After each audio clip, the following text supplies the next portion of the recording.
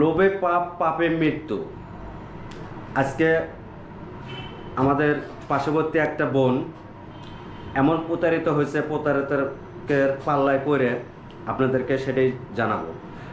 ওই সৌদি আরব থেকে আমার বোনের নাম্বারে, ওই পার্শ্ববর্তী বোনটার নাম্বারে ফোন দিছে, দিয়ে তাকে বোন ধর্ম করছে। মানে এমনভাবে তার সাথে কথা বলে মনের ভেতরে ঢুকে তাকে বোন বানাইছে যে তার নিজের আপন মায়ের পেটের বোন নাই, এই সে ভক্কর চক্কর করে তারে বুঝাইছে।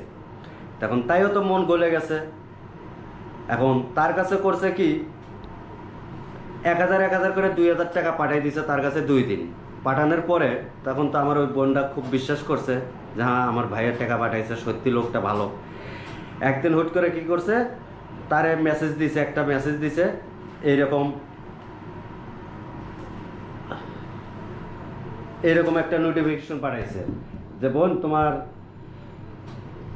এই দেখেন এখানে তার নাম্বার টাম্বার সব কিছু দিয়ে দিছে যে বোন তোমার তোমার তোমার নামে স্বর্ণ, একটা আইফোন, কসমেটিক, কাপড় চোপড়, ভক্কর চক্কর পাঠাই দিছে, অনেক কিছু বলছে আর কি।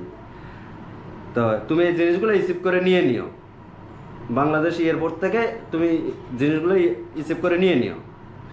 তখন আমার বোন তো খুব খুশি হয়ে গেছে। তারপরের দিন আবার আরেক প্রতারকের নাম্বার দিয়ে ফোন করাইছে, যাপা আপনার নাম্বারে এই নামে এই জিনিস আইছে, তো জিনিসগুলো রিসিভ করাইতে টাকা লাগবে, তো আপনি টাকা পাঠাই দেন। তখন আমার বোন বলছে কত, কয় 16,000 টাকা পাঠাই দেন।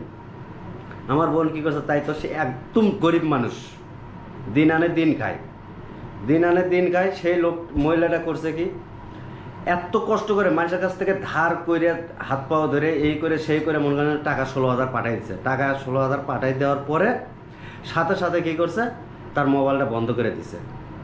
তো দেখেন কি ধরনের প্রতারক।